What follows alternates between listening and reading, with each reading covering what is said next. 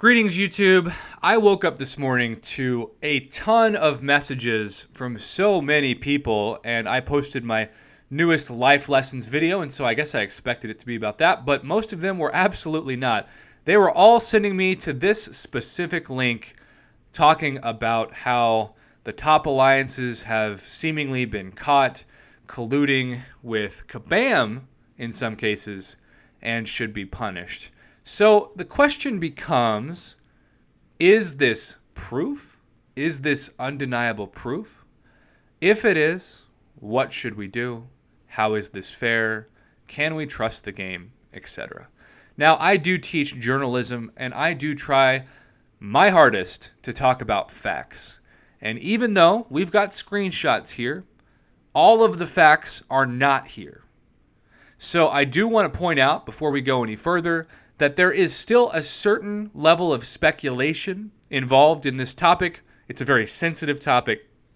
And because speculation is involved, it is not an ethical thing for me to do as a public figure on YouTube to rampantly not point that out, because we don't know the full story. We may never get the full story. But as these posts continue to proliferate and as they continue to gather on especially sites like Reddit, we hopefully will see more and more of the big picture as time goes on. So when you scroll down on this Reddit post, you'll see screenshots like such.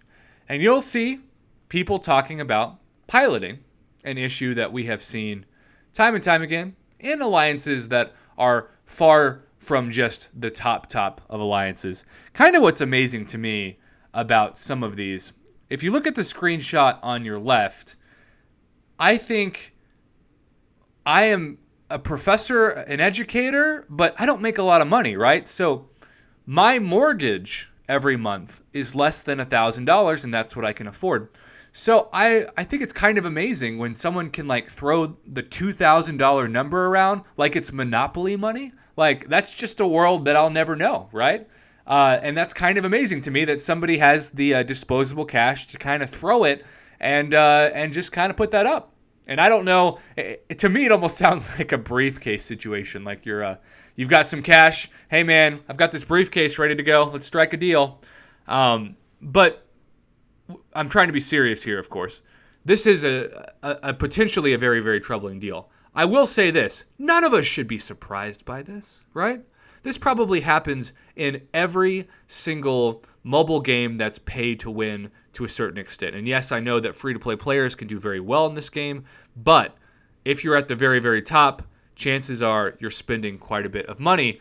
And it is also quite true that these alliances keep the lights on more than anyone at Kabam. And I did have some people in my live stream defending them, not saying that their actions were just, but they were saying, look, if we didn't have these people donating thousands upon thousands of dollars every week to Kabam, we probably would have ads in the game, and we probably would have even more issues. And so at least their money is going toward better development. Now, again, that's speculation. Do we really know that they're putting all that money into the game? Probably not. If that's the case, Carnage would have been buffed by now. But regardless, that's a point that I think deserves to be brought up because I do try to give both sides of the issue.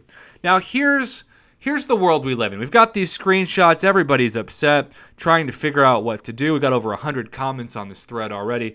So the question becomes, let's say for the sake of argument, and again, I cannot emphasize this enough, there is still a level of speculation about this that is not proven, and because of that, I do not want to go ahead and just assume, for the sake of argument, even if all this is true, that it's 100% already been proven true, because I myself do not have that verifiable evidence, and it would be unwise and certainly unethical for me to pretend like I do.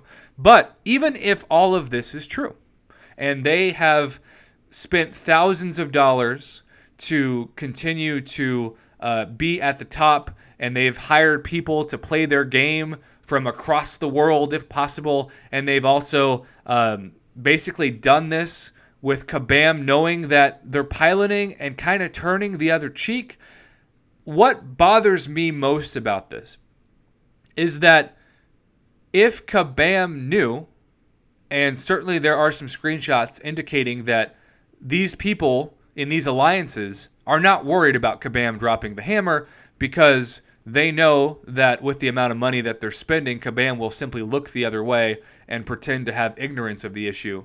That is as significant to me of anything as this cheating, because you have a company that in the public eye can denounce and say they have a zero tolerance policy while having a very, very, very big disclaimer about actually having a 100% tolerance policy when it comes to the top of the top, because they know that's how they continue to fund their pocketbooks and probably their salaries.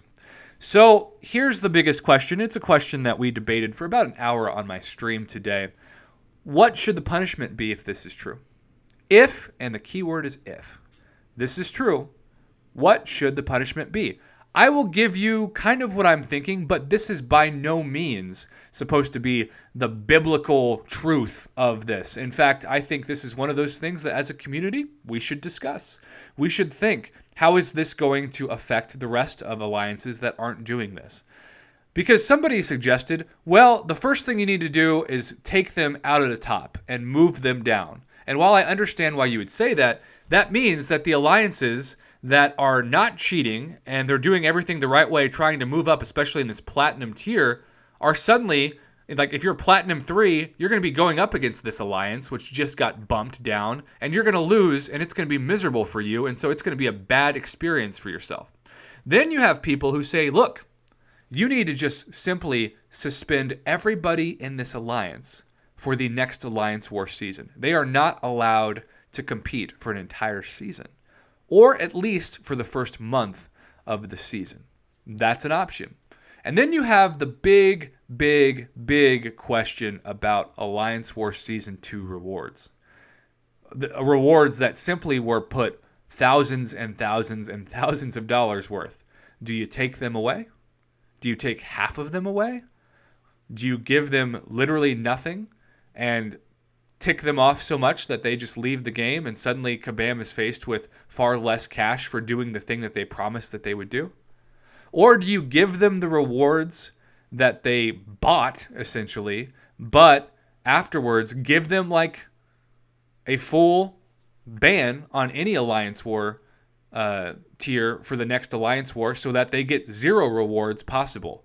Is it fair to everyone in the Alliance to automatically do that because they are associated with it, even if for some reason they happen to somehow be oblivious to this, given I don't know if that's the case in this kind of situation, but I like to give the benefit of the doubt until proven otherwise.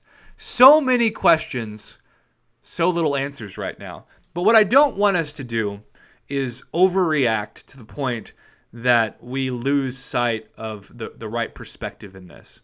I do think that this is a huge issue. I am not surprised by it. But what I don't want us to do is rush to come up with a solution, even if Kabam would listen to our solutions, which, let's be honest, they're not going to listen. But even if they did, right, you don't want to indirectly hurt other alliances that are trying to move up. Really, the biggest part of this is the people who have the most to be mad about are the ones that are nipping at the heels of these top alliances, and they're doing everything the right way, and there's no way for them to ever get to the top right now because the system is working against them. It is rigged, essentially, against those alliances from moving up. Those are the people I think that should be the most angry. And if you're watching this and you're in one of those alliances, hopefully you're nodding your head right now and you're saying, yeah, it's really not fair. But let's not lose sight of the fact that if Kabam knew about this, and they're saying to us that there's a zero tolerance policy, and yet they're giving a 100% tolerance policy as long as you're stuffing their pocketbooks, that is as ethical of an issue as anything. And if the company is caught by some of these screenshots or some way of knowing, they need to address it, because public trust in a company and in a developer is vital for anyone who is playing a game.